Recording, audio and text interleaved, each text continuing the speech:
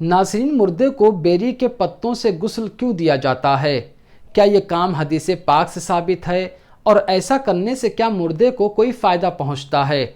आज मैं आपको इसी के बारे में काफ़ी तफसील से बताने वाला हूँ।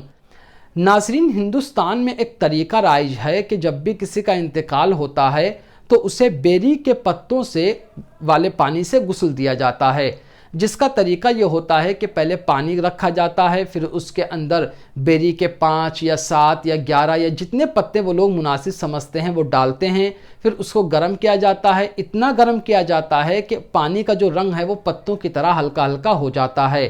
फिर उस पानी को ठंडा किया जाता है या उस पानी में और पानी मिलाया जाता है और फिर उसी पानी से मुर्दे को गुस्ल दिया जाता है। ये तरीका औरत हो, आदमी हो, लड़का हो, लड़की हो, सबके लिए बराबर होता है। ये हमारे हिंदुस्तान में है। हो सकता है कि यही तरीका हिंदुस्तान के बाहर भी राइज हो, लेकिन सवाल ये है कि ऐसा क्यों किया जाता है? क्या ये काम हदीस पाक से साबित है? हमारे नबी सल्लल्लाहु ताला अलैहि वसल्लम ने ऐसा करने का हमें हुक्म दिया, या इससे करने से मुर्दे को क्या फ़ायदा पहुंचता है? ये सारी बात एक एक करके मैं आपके सामने रखता हूँ। सबसे पहले मैं आपको एक हदीस पाक सुनाता हूँ जो सही मुस्लिम शरीफ किताबुल जनाइज़ जिल्द नंबर 1 में है। इसी तरह बुखारी शरीफ जिल्द नंबर 1 में है और फतावा रज़विया शरीफ जिल्द नंबर 4 में यह हदीस पाक मौजूद है। आप इन तीनों किताबों में जाकर देख सकते हैं। इस हदीस पाक को रिवायत किया है हज़रत उम्मे अतिया रज़ी अल्लाह ताला अन्हा ने।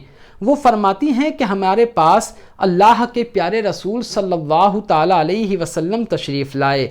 उस वक्त हम आपकी शहज़ादी हज़रत उम्मे कुलसूम रज़ी अल्लाह ताला अन्हा को गुस्ल दे रहे थे, तो आपने फरमाया कि इनको 3 मरतबा या 5 मरतबा या इससे ज़्यादा जितना मुनासिब हो तुम समझो गुस्ल दो। गुस्ल पानी और बेर से देना।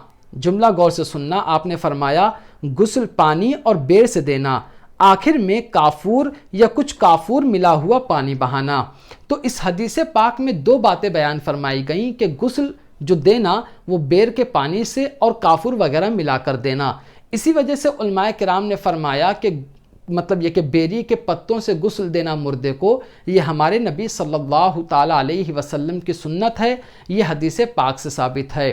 यहीं पर मैं आपको एक बात बताता हूँ, कहीं कहीं कैसा होगा कि सिर्फ बेरी के पत्ते डाले जाते हैं पानी में और कहीं कहीं उसमें थोड़ा सा काफूर भी मिलाया जाता है। एक तो ये तरीका होता है, और एक तरीका ये होता है कि गुस्ल बेरी के पत्ते से दे दिया जाता है मुर्दे को। उसके बाद उसका पूरा बदन पोंछने के बाद जब कफन वगैरह पहनाया जाता है तो कफन के अंदर उसके जिस्म पर काफूर वगैरह डाला जाता है। ये आपने भी देखा होगा। अब ऐसा क्यों करते हैं, इसमें हिकमत क्या है? बेरी के पत्तों से क्यों ऐसा किया जाता है या काफूर क्यों डाला जाता है, वो आप सुनिए। उलमाए किराम फरमाते हैं कि बेरी के पत्तों और काफूर के पानी से मैयत को गुस्ल देने से और मैयत के जिस्म पर काफूर लगाने में ये हिकमत है कि बेर के पत्तों से बदन का मैल अच्छी तरह से साफ हो जाता है। एक तो ये हिकमत है। और काफूर के इस्तेमाल से कब्र में कीड़े मकोड़े और मूज़ी जानवर यानी तकलीफ़ पहुंचाने वाले जानवर मुर्दे के करीब नहीं आते।